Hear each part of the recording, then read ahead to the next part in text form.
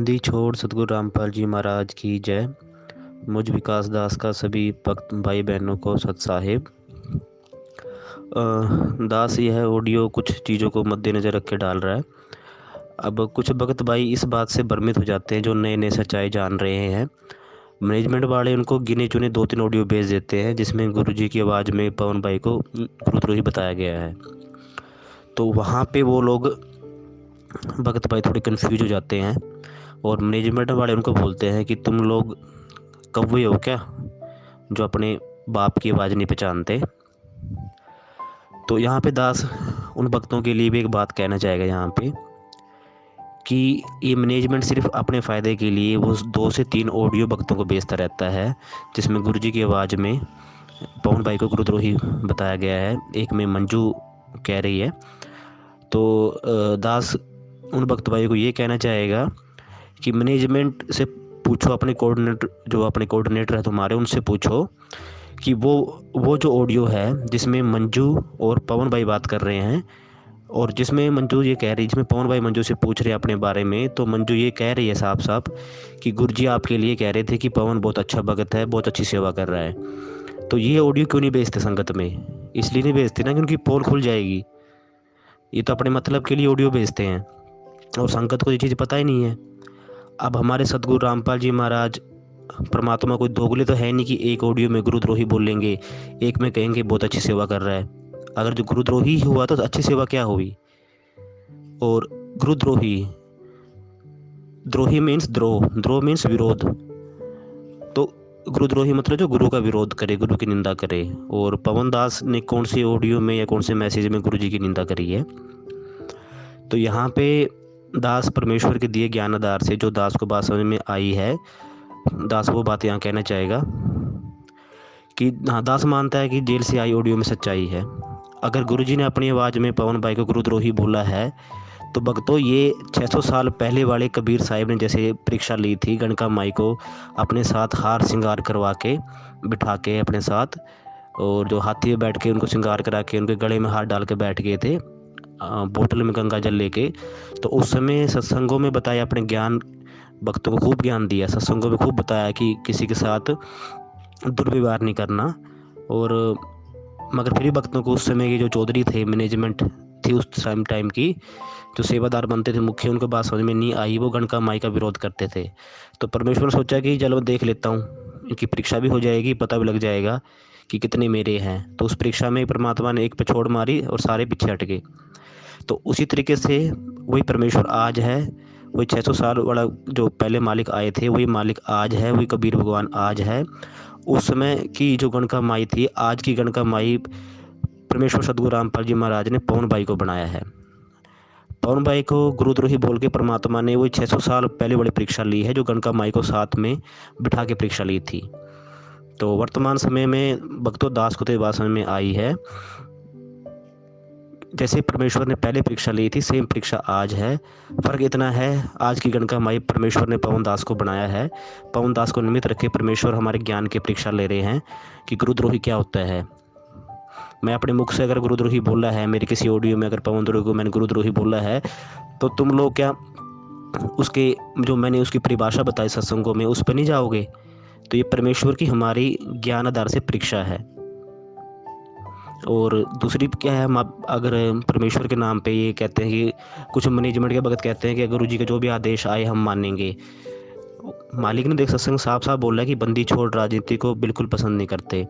अगर कल को अगर दास भी ऐसा कुछ करे तो आप लोग मत करना, दास को भी सजा का ऐसा हकदार होगा, ऐसे कुछ परमेश्वर की वाणी है। तो भक्त भाइयों के दिमाग में वो बात नहीं जा रही। तो दास यहाँ पे ये बोलना चाहेगा कि कई भक्त भाई सोच रहे हैं कि मालिक बाहर आके फिर परमेश्वर सही गलत का फैसला करेंगे। मालिक बाहर आके किसी को सही गलत नहीं बताएंगे। उस परमेश्वर के रहते सहते मैनेजमेंट ये गलत हरकत कर रहा था। उस मालिक ने सत्संगों में ही संकेत दे दिया कि दास के जाने के बाद नाम इलेक्ट्रॉनिक सीड काम करेगा, डीवीडी से नाम दिया जाएगा। मगर परमेश्वर के रहते सहते उन्होंने डीवीडी से नाम देना पहले स्टार्ट कर दिया। तो परमेश्वर ने कुछ नहीं बोला, सिर्फ परमेश्वर दुखी हुआ। तो वो मालिक खुद किसी को नहीं बोलेगा, क्यों सब परमेश्वर के बच्चे, जो गलत कर रहा है वही मालिक का बच्चा है। जब मालिक, अब ये मैनेजमेंट है, ये महेंद्र है, भले ही कितने बुरे हैं, काल से बुरे तो नहीं है ये, काल हमें जो फंसा के रखा है, काल ने इतना बुरा किया है, परमेश्वर उस काल को भी दुख नहीं देता। परमेश्वर अपने वास्तविक रूप में नहीं आता, क्योंकि मालिक ने सत्संग में बताया कि अगर वास्तविक रूप में परमात्मा यहाँ पे आ जाए तो काल ये भाग जाए, काल का कलेजा फट जाए। तो परमेश्वर उस एक काल के लिए, ताकि उसको भी कोई नुकसान ना हो, मालिक अपने वास्तविक रूप में नहीं आते, अपने आप को छुपा के आते हैं। तो ये महेंद्र है, बाकी लोग हैं, भले ये बुरे हैं, तो परमेश्वर इनके लिए भी कोई बुरी सोच नहीं परमेश्वर की। परमेश्वर सब बच्चे हैं, चाहे कोई अच्छा या बुरा है। अब मालिक के रहते सहते इन्होंने गलत किया, मगर परमेश्वर ने कुछ नहीं बोला। अब 38 बार कोर्ट ने पेश नहीं होने दिया। क्या गुरु जी को नहीं पता था कि पेशियाँ आ रही है, मगर उन्होंने पेश नहीं होने दिया। परमेश्वर जानते थे गलती कर रहे हैं, मगर मालिक ने कुछ नहीं बोला। कितनी गलत हरकत मैनेजमेंट कर रहा था गुरु जी के रहते सहते, गुरु जी ने कुछ नहीं बोला। मालिक सिर्फ अपने सत्संगों में इशारा करते हैं। जिस तरीके से हमने सतलोक में गलती की थी काल भगवान को देख के, तब भी परमेश्वर ने हमें संकेत किए थे, आकाशवाणी की थी, अपना सत्संग किया था, इसकी तरफ मत देखो। और जब हमने सामने, काल के सामने जब हम सब थे और हमने परमात्मा के सामने हाँ भर दी जाने की, तो मालिक ने कुछ नहीं बोला। तो उसी तरीके से परमेश्वर सामने अगर कोई भक्त भाई जो इस समय मैनेजमेंट के हिसाब से चल रहा है, ये इंतजार कर रहा है कि गुरु जी के आने के बाद ही सब हम पूछेंगे गुरु जी कौन ठीक था कौन गलत था, तो सबसे बड़ा इस समय बेवकूफ़ है। तो मालिक ने, ये परीक्षा का दौर है, टीचर पहले पढ़ाता है, बाद में परीक्षा लेता है। परीक्षा टाइम में टीचर कोई हेल्प नहीं करता, वो क्वेश्चन को जैसे मर्जी घुमा फिरा के पूछ सकता है। उसी तरीके से परमेश्वर ने परीक्षा ले ली है। ये जो मैनेजमेंट कहता है कि गुरुद्रोही है जेल, ऑडियो में तुम्हें यकीन नहीं, क्या हम करते हैं ऑडियो में यकीन कि गुरु जी की ऑडियो आई है, मगर वो ऑडियो हमारे लिए परीक्षा है वर्तमान की। परमेश्वर ने जब 600 साल पहले परीक्षा ली थी गणिका माई बना, गणका माई के साथ, तो वो परीक्षा परमेश्वर आज पवन भाई को गणका माई की तरह ही इस्तेमाल करके परीक्षा ले रहे हैं हमारे ज्ञान की, कि तुम लोग मेरे ज्ञान को कितना समझे हो। अगर मेरे आदेश आते राजनीति करने के, तुम लोग मेरे सत्संग के आधार से चलोगे या मेरे कुछ भी आदेश से चलोगे। तो भक्तों, ये हमारी परीक्षा है। जहाँ तक देवदास को बात समझ में आ रही है, परमेश्वर ने जो सत्संग में बोला है हमारे लिए वो विधान है। मालिक अलग से हमारी किसी भी बात को बोल के कोई परीक्षा ले सकते हैं। अब मालिक ने हमें नियम बताया, शराब नहीं पीनी, ये नहीं करना। अगर कल को क्या, अगर कोई पीड़े बच्चे पे आ जाए या ऑडियो में शराब पीना लिखा है, जो क्या भगत पी लेंगे गुरु जी का आदेश मान के। और दूसरी बात, कई भक्त भाई बोलते हैं कि पवन भाई की वीडियो देखे तो हमारा भक्ति मन नहीं लग रहा। भक्ति मन क्यों लगेगा, मालिक ने बताया है। और अभी 2020 जुलाई में अगर आप देखेंगे तो पूरी दुनिया की आबादी इस समय 7 अरब लगभग 80 करोड़ है। और मैनेजमेंट से कितने मर्जी बोले, 1 करोड़ भी संगत गुरु जी से नहीं जुड़ी है। 15-20 लाख जुड़े होंगे, या कुछ सत्सेवक होंगे कुछ गुरु जी के जेल से के जाने के बाद, तो 30-35 लाख भगत सारे जुड़े होंगे सब मिला के। मैनेजमेंट है, चाहे सत्सेवक है, चाहे संकल्प नाम दीक्षा वाले हैं, या जगत के लोग भी लगा लीजिए जो गुरु जी का सत्संग देख रहे हैं, तो गिन के दुनिया में 50 लाख लोग नहीं हैं। तो काल के लिए पूरी दुनिया के 7 अरब 80 करोड़ लोगों में से सिर्फ वो 50 लाख लोगों के ऊपर उसकी काल की नज़र है। बाकी तो सीधे काल के मुंह में है, उनके ऊपर तो कोई नज़र है नहीं उसकी। तो काल की नज़र सिर्फ 50 लाख लोगों पे है कि ये लोग क्या कर रहे हैं। तो वो भक्ति में मन कैसे लगने देगा, उनका दाव तो हमारे ऊपर है ना। तो ये सब चीज़ें हैं, हमें इन चीज़ों को ध्यान में रखना है और परमेश्वर की दया से हमने चलना है। और अगर दास ने कुछ गलत बोला तो मालिक माफ़ करे। सत साहिब जय बंदी छोड़ की। हेलो, कौन? पवन दास। अच्छा जी, आप कौन? मैं राजेश दास, कहाँ से? राजस्थान से। बोलिए। पवन दास, जयपुर वाले? जी। अच्छा अच्छा। ये भगत जी क्या सिस्टम है ये? कोई बोल रहा है पवन दास खराब है, कोई बोलता है क्या है क्या सिस्टम है ये? भगत जी आप निर्णय करो खुद, ये तो दोनों तरफ की बातें सुनो, देखो, सोचो, समझो। परमात्मा ने ज्ञान दे रखा है, उस आधार से निर्णय करो। अभी ये नाम शुद्धिकरण का जैसे वहीं जाना पड़ेगा या कैसे होता है ये? जिसका नाम खंड होता है वो जाने भाई कहाँ शुद्धिकरण होता है। हमारा तो कभी होता नहीं नाम खंड, ना कभी परमात्मा ने बताया। अच्छा अच्छा।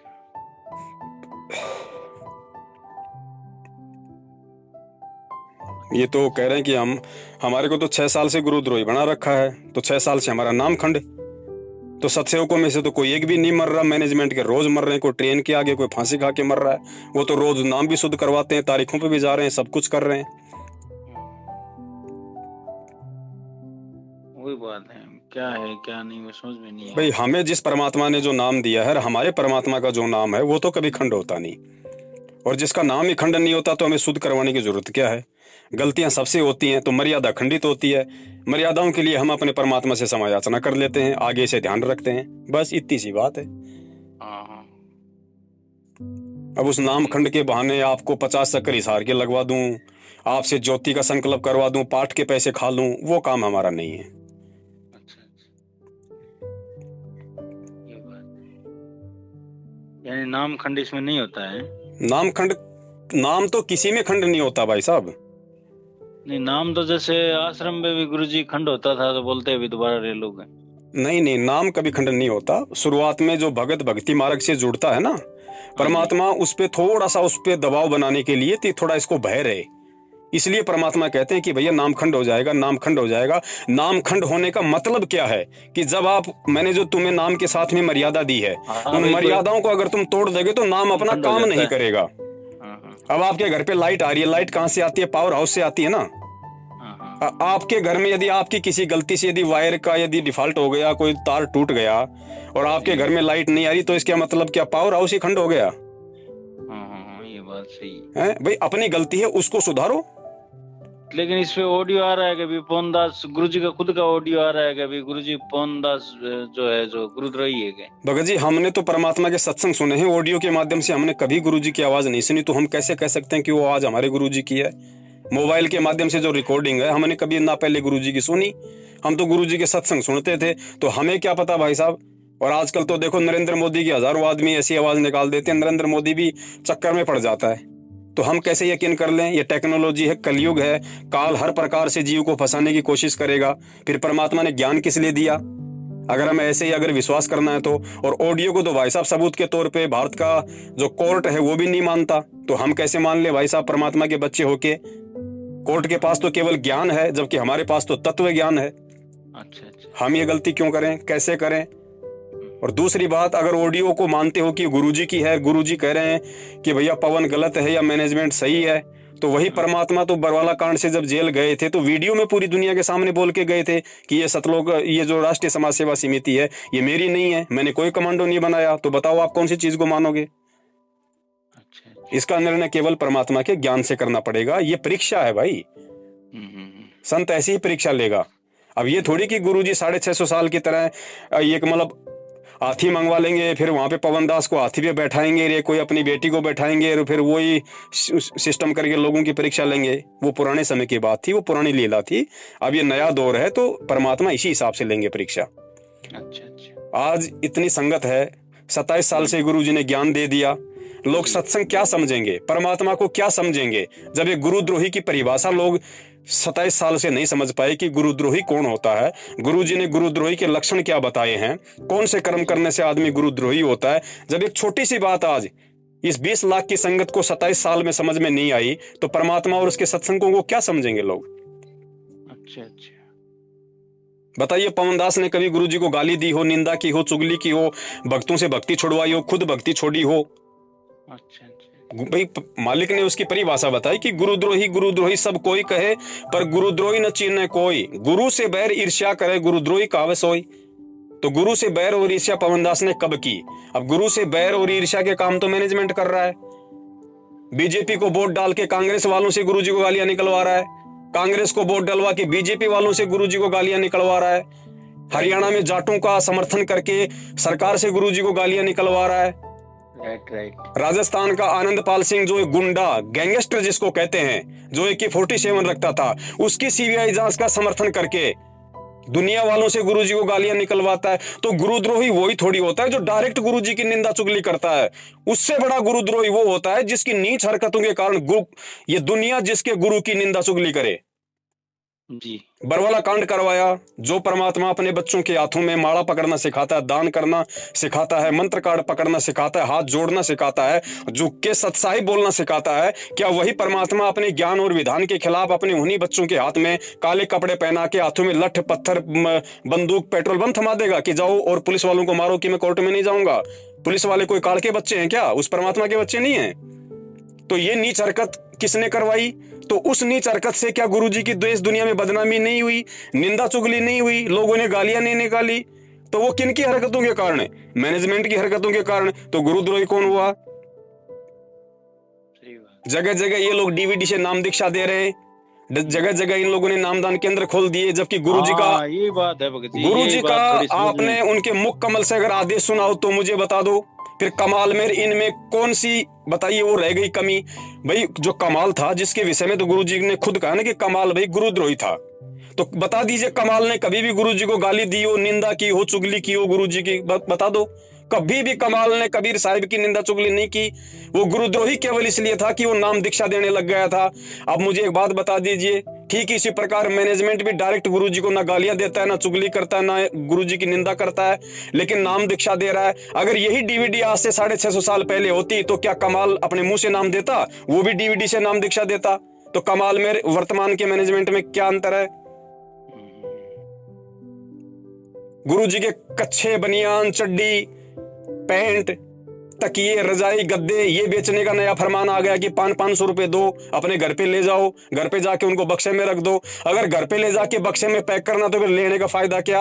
और फिर ये बिजनेस क्यों शुरू कर रहे हो भैया? परमात्मा ने आज से पहले, वो तो चारों युगों में आए, कब उन्होंने अपना कच्छा बनियान बिकवाया कि मेरे कच्छे बनियान के दर्शन करने से तुम्हारे पुण्य बनेंगे, तुम सतलोक जाओगे? बता दीजिए। जगह जगह ये छोटे छोटे आश्रमों के नाम पे भगत समाज की जमीन दान में ली जा रही है, उनको लूटा जा रहा है, जबकि गुरुजी के मुख से आज तक किसी ने कोई आदेश नहीं सुना। तो दुनिया किसके पीछे चल रही है? और परमात्मा ने अपने मुख कमल से सत्संगों में ये कहा हुआ है कि बच्चों, ये जितने भी संत महंत हैं, आप कुछ समय का इंतजार करो, जब ये ज्ञान शिखर पे होगा, ये सभी लोग या तो दुनिया छोड़ के भाग जाएंगे या परमात्मा की शरण में आ जाएंगे, और उसके बाद ये जितने इन्होंने देश विदेश में आश्रम खोल रखे हैं, ये हमारे काम आएंगे। तो आज क्यों भक्तों का पैसा बर्बाद किया जा रहा है? जब गुरुजी जेल में हैं, हमारे को आश्रम की कोई जरूरत ही नहीं है। सबसे पहले तो अगर आश्रम की जरूरत है तो गुरुजी की सही तरीके से कानूनी प्रक्रिया को हैंडल करो, और हमारे जो आश्रम सरकार के कब्जे में उनको लेने की कोशिश करो ना। हमारा जो करोथा आश्रम है वो सरकार ने हमारे को दे दिया, वहां पे सत्संग शुरू करो ना। तो ये सब क्या चल रहा है भाई साहब? सही बात है। और क्या आश्रम के लिए जमीन दान देने वाला सतलोक जाएगा? भाई पूरी संगत में से कितने आदमी हैं जो जमीन दान कर सकते हैं? तो क्या बाकी लोग तो फिर रह गए? बाकी तो फिर जा ही नहीं सकते सतलोक, वो तो परमात्मा की विशेष आत्मा है ही नहीं फिर। नहीं, ये बात तो कुछ समझ में आ रही है, क्योंकि ये जो कोऑर्डिनेटर है ना, ये जैसे रिश्ता होता है ना, जो अपना सोच समझ के रिश्ते कर रहे हैं, ये समझ में है ना। जो इनके आगे पीछे है ना, तो उनका रिश्ता करा रहे हैं, बाकी तो रिश्ते का कोई नाम ही नहीं लेते। देखो भाई साहब, बात ऐसी है, गुरुजी ने जो रमैनी की जो पवित्र पद्धति शुरू की थी, आज उसको इन्होंने रामायण बना दिया। हाँ, वही बोल रहा। गुरुजी ने पाखंड रहित, आडंबर रहित, दहेज रहित ये सिस्टम शुरू करने का परमात्मा ने प्रयास किया था कि इससे होगा क्या कि एक तो तुम्हारे ऊपर किसी का लेन देन नहीं बढ़ेगा, दूसरा फालतू की शादी से पहले महीना 2 महीने पहले लेन देन की जो टेंशन हो जाती है वो खत्म होगी। लेकिन इन लोगों ने कुछ भी नहीं किया। ये जब भी रमैनी करते हैं, बारात में 100 आते होंगे, लेकिन इनके यहाँ पे 500 इकट्ठे होते हैं। ठीक है, रमैनी करो, दोनों तरफ से पाठ का पैसा दो, नहीं तो रमैनी नहीं। फिर आप चाहे रमैनी में चाहे आप मतलब की गंजोड़ा बांधो, चाहे आप 4 सातों मतलब फेरे लगाओ, आप चाहे तलवार लेके रमैनी करो, अपनी राजपूती पोशाक पहन के, जो मर्जी करो, कुछ भी पाखंड करो, इनको दोनों तरफ से पाठ का पैसा मिलना चाहिए। दूसरी बात, रमैनी करने के बाद में, क्योंकि ये रमैनियां गुरुजी के आशीर्वाद से नहीं हो रही, इसलिए ये सफल भी नहीं हो रही। आज कितने भक्तों की बेटियां हैं जिनको रमैनियां कर करके लोगों ने साल 6-6 महीने, और मैं तो ये कहूंगा कि उनके मजे लूट लूट के उन माता बहनों के उनको छोड़ दिया गया है। कईयों के तो पेट में बच्चे हैं, कईयों के बच्चे हो गए, उसके बाद उनको छोड़ दिया गया। क्यों?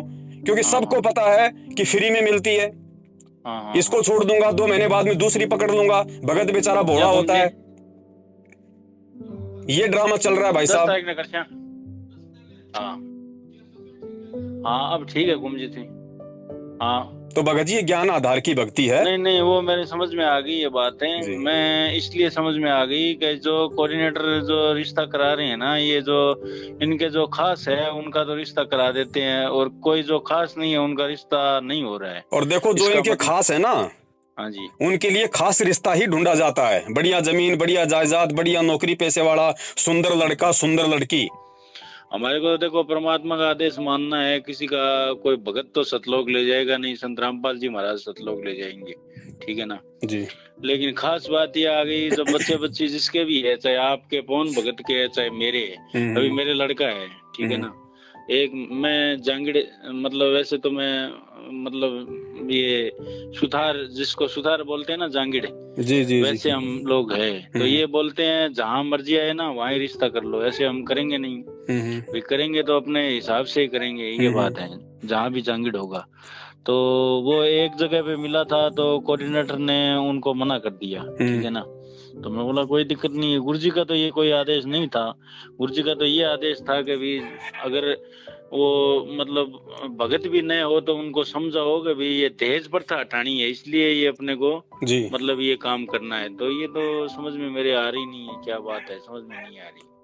नहीं देखो, ऐसा है परमात्मा ने ये कहा है कि भैया ऐसा है, हमने जातिवाद की जो प्रथा ना, हमने इसको जो है मतलब कि समाप्त करना है। यदि आपके गुण मिल जाते हैं, आपके यदि आपस में विचार मिल जाते हैं, तो चाहे आपका समाज हो चाहे आपकी जाति का हो, चाहे जाति का ना हो, उससे कोई लेना देना नहीं है। परमात्मा की मर्यादा जो नियम है जो रमैनी के, उसमें रह के शादी करो। उसके बाद चाहे आप सुथार हो, चाहे आप सुथार में करो, चाहे ब्राह्मण हो, चाहे आप मतलब कि राजपूतों में करो, किसी में करो, उससे कोई दिक्कत नहीं है। अच्छा नहीं नहीं नहीं, वो तो ऐसे है कि जब तक जहाँ तक हो तो अपना ही करना चाहिए ना, नहीं हो तो वो बात अलग है। कोशिश करो, उसमें परमात्मा ने मना नहीं किया भाई। उसमें मना नहीं किया परमात्मा ने। हाँ, तो ये लेकिन ये मन में धारणा लेके बैठ जाना कि मैं तो ब्राह्मण हूँ तो ब्राह्मण की ही शादी करूंगा, वो फिर गलत हो जाएगा, वो गलत होता है। पहले कोशिश करो अपने समाज में, क्योंकि गुरुजी ने क्या बताया कि पहले जो किसान था या जो कुम्हार था, वो कुम्हार के घर में शादी क्यों किया करता था, उसका रीजन था कि अगर कुम्हार अपने घर पे अगर जाट की बेटी को ले आएगा तो सारे मटके फोड़ देगी, उसको पता नहीं कि मटके बनाए कैसे जाते हैं। तो अपने व्यवसाय को सुचारू रूप से चलाने के लिए कुम्हार की बेटी लाता था, ताकि पहले से भी उसको वो ज्ञान था, आगे भी वही काम उसको मिलेगा, तो उसको दिक्कत नहीं आएगी। ये सोच के पहले जातियों में विवाह किया करते थे। ये पवन जी हमारे तो कुछ समझ में आ रही है बातें, क्योंकि वो जो कोऑर्डिनेटर जो हमारा है ना, वो मतलब रिश्ता एक करा रहा था, हमारे ही मतलब मिल गए थे, लेकिन उनको क्या है, उन्होंने मना कर दिया है, ठीक है ना। देखो भगत जी, जोधपुर वालों ने तो पूरी तरीके से रमैनी को रामायण धर्म को धंधा बना रखा, उनका काम तो ज्यादा से ज्यादा लोगों से पैसा वसूल करना है। नहीं, जोधपुर वाले नहीं है, वो राजस्थान के है हमारी। नहीं, आपके राजस्थान का मैन तो जो जोधपुर का ही तो है, प्रकाश माली, जो पूरे राजस्थान का मुखिया है। हाँ, प्रकाश माली। तो उसी की अनुमति से तो होती है भगत जी सारी रमैनियाँ। वो तो प्रकाश तो मेरा ससुराल जोधपुर है जी। तो मेरे भी एक ही बच्चा है गुरुजियों की दया से जी। लेकिन क्या है कि जब एक जैसा परिवार नहीं मिले ना तो दिक्कत आ जाती है। और वो प्रकाश जी क्या करे, प्रकाश जी का कारण नहीं है, बीच में और दूसरे कोऑर्डिनेटर है वो उगचुक करते हैं, प्रकाश जी क्या करेगा। भगत जी देखो ऐसा है ना, प्रकाश जी की तरफ से अगर टाइट किया जाएगा तो दूसरा क्या कर लेगा भैया। अगर मान लीजिए अगर सीकर का कोऑर्डिनेटर अगर कुछ गलत कर रहा है तो उसको हटाओ ना, कोई ये संवैधानिक पद थोड़ी दे दिया उसको। अरे नहीं हटाते हैं, नहीं हटाते क्या, तो नहीं हटाते, वो उनकी मजबूरी है ना, क्योंकि ये एक दूसरे के जो मतलब पूरक बन चुके एक कोऑर्डिनेटर। अब आप बताइए, मार रहे हैं, इसका कारण तो ये हो गया ना भाई। भगत जी देखो ऐसा है, आज किसानों ने आज जितना बड़ा ये आंदोलन जो छेड़ रखा है, जो दिल्ली के बॉर्डर पे जो पड़े हुए हैं, इनका पूरा देश इनका समर्थन कर रहा है, लेकिन वो मंत्री क्यों नहीं कर रहे जो बीजेपी के हैं। तो वही स्थिति इनकी है, मैनेजमेंट की। कोऑर्डिनेटर क्यों करेंगे बुराई, अगर बुराई कर दी तो फिर उनका हाथ से जो कमाई का जो धंधा है, जो हराम के टूक वो तोड़ रहे हैं संगत के दान पे, वो बंद हो जाएगा। मैनेजमेंट किसी दूसरे को बैठा देगा कोऑर्डिनेटर के पद पे। कौन सा वो सरकारी पद है जो उसको छोड़ना पड़ेगा, तो कानूनी लड़ाई लड़ना पड़ेगा या वो मुकदमा कर देगा उसके ऊपर। ऐसा तो कुछ है ही नहीं। नहीं ऐसा कुछ नहीं। तो ठीक है, नीचे वाला कमा के दे रहा है, वो भी खा रहा है, ऊपर वाले को भी दे रहा है, तो क्यों हटाएंगे। वो चाहे लाख गलतियां करो। अभी नामदान, ये यहाँ के गुड़गांव का नामदान, तो देखो जी पवन जी, कोई सुधार, हम लोग सुधार है जी, हमारे तो कोई सुधार है ही नहीं आसपास में। 2 भगत था, एक के वो लड़की मिली थी, तो उन्होंने पता नहीं ये लोग क्या किया क्या नहीं किया, वो आउट हो गया फिर, ठीक है ना। अब दिक्कत ये आ गई कि भाई चलो, अब जैसे भी जगत वाले में हम लोग कर नहीं सकते हैं, ये भी कारण हो गया। तो क्या है क्या नहीं, वो परमात्मा जाने। देखो भगत जी, पवन जी को ऐसे कह रहे हैं, क्या है क्या नहीं इनसे भाई ऐसा है भगत जी, पवन जी साफ कहता है, खरी खोटी कहता है, बिल्कुल जो परमात्मा के ज्ञान आधार से कहता है। तो ये कलयुग है भगत जी, यहाँ पे लोगों को अच्छी बातें अच्छी थोड़ी लगती हैं। आज परमात्मा को झूठ थोड़ी बोल रहे हैं, गलत थोड़ी बोल रहे हैं। कितने लोग हैं जो उनके पक्ष में है, बाकी तो गालियां निकालती है पूरी दुनिया। तो भगत जी हमारे ये दिक्कत आ रही है, इसका क्या करें समाधान? भगत जी समाधान इसका एक ही है, जहां आपकी बेटी का परमात्मा ने संबंध जोड़ रखा वो तो होगा, उसको तो कोई माइकल लाल टाल नहीं सकता। जी जी। कोशिश आप अपनी करते रहिए, परमात्मा से प्रार्थना करते रहिए, इसका और कोई उपचार नहीं है। अगर संबंध देखो, हर प्राणी का संबंध परमात्मा ने जोड़ रखा है।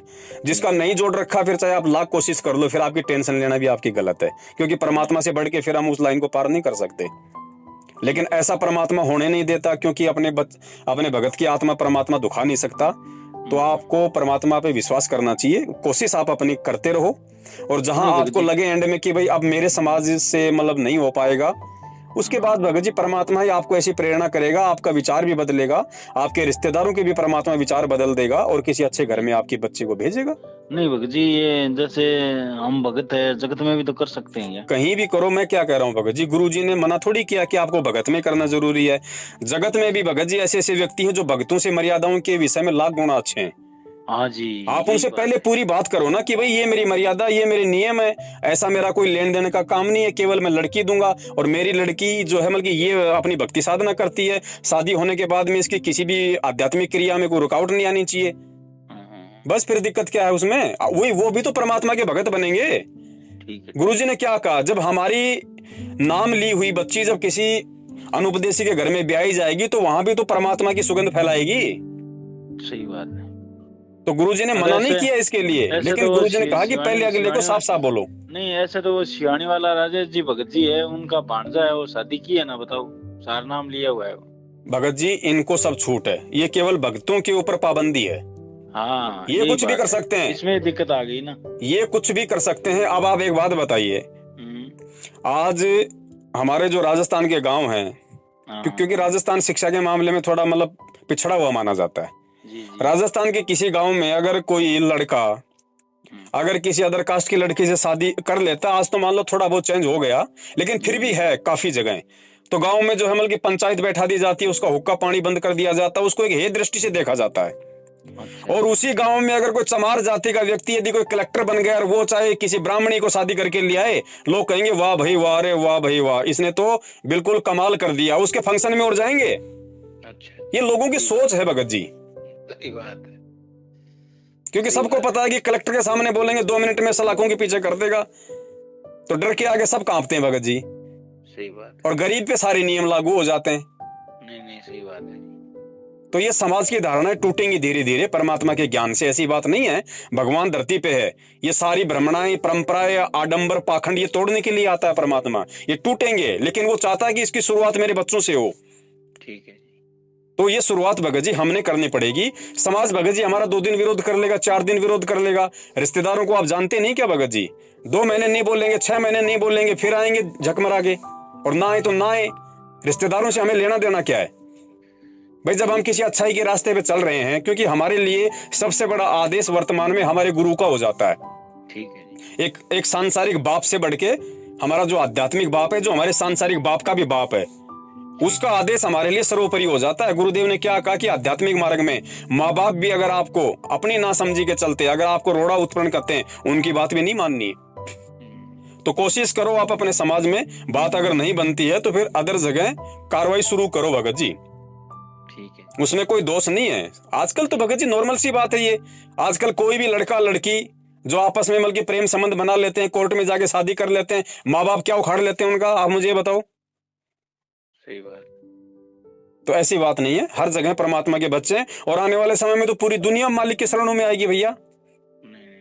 और जगत है कौन है? क्या आज से पहले हम नहीं थे जगत? आज हम भगत बन गए, नाम लेते, बस इतना ही तो अंतर है। हमारे कोई नाक बदल गया, कान बदल गया, कोई शरीर बदल गया, क्या बदल गया हमारा? हमारे केवल सोचने का तरीका बदल गया नाम लेने के बाद, तो हम भगत कहलाने लग गए। नहीं तो हम भी जगत ही हैं, हमको चांद पे थोड़ी रहते हैं, इसी जगत में तो रहते हैं, तो हम भी तो जगत वाले हैं। सही बात है। तो भगत जी फालतू की बातों के चक्कर में नहीं आना, ना इनके रेमेनी के रजिस्टरों में नाम लिखवाना है। परमात्मा ने सारा रिश्ता पहले से तय कर रखा, आप विश्वास रखो, भक्ति पे फोकस करो, क्योंकि भक्ति से सब कुछ होता है यहाँ। नहीं, ठीक है जी, ठीक है। एक ही है दास का लड़का, और ये कोऑर्डिनेटरों को पहले हुआ था, बात हुई थी, लेकिन वो कोऑर्डिनेटर है ना हमारा, जो उसने पता नहीं क्या कहा क्या नहीं कहा, फिर वो बात ना हुई। देखो भगत जी, मैं तो निवेदन करूंगा मैनेजमेंट के साथ में आप ये करना भी मत। जैसे आपका कोई कोऑर्डिनेटर है, नामदान संचालक है, उनके कहने पे, उनके इशारे पे रिश्ता भी मत करना, क्योंकि फिर आपको रमेणी भी उन्हीं के हिसाब से करनी पड़ेगी। उनके हिसाब से रमेणी करोगे, फिर आपको पाठ का पैसा भी देना पड़ेगा। और वर्तमान में आपको पता ही है कि आपने अगर कुपात्रों को 1 रुपया भी दे दिया ना, आपकी सारी भक्ति कमाई नष्ट है। अच्छा। हाँ, अपने घर पे करो ना रमेणी। परमात्मा ने ये कहा कि आपको कम्युनिटी हॉल में जाके करनी पड़ेगी। अच्छा। आप चाहे लड़की के घर पे जाओ, चाहे लड़की वाले आपके घर पे आए, परमात्मा की रमेणी हम रोज करते हैं, दोनों को वहां बैठा दो। उसमें कौन सा भगत जी वहां पे मतलब कि वेदों के मंत्र पढ़ने पड़ेंगे? जी। हो गई रमेणी। गुरुजी ने क्या कहा? परमात्मा ने संयोग जोड़ रखा है, तुम तो खाली एक मतलब निमित्त बनोगे बस। चलो ठीक है भगत जी, देखते हैं मालिक क्या करेंगे। हाँ, विश्वास रखो भगत जी, समय पे परमात्मा सब कुछ करेगा। है अभी बच्चा 24 साल का, 23 साल का, 24वां साल चल रहा है अभी। कोई बात नहीं भगत जी, कोई बात नहीं। परमात्मा, आजकल तो पढ़े लिखे लोग तो 30 साल पहले शादी नहीं करते, आजकल तो ऐसा कल्चर चल गया। नहीं ऐसा नहीं है भगत जी। चलो ठीक है, वो तो परमात्मा जैसे भी करेंगे।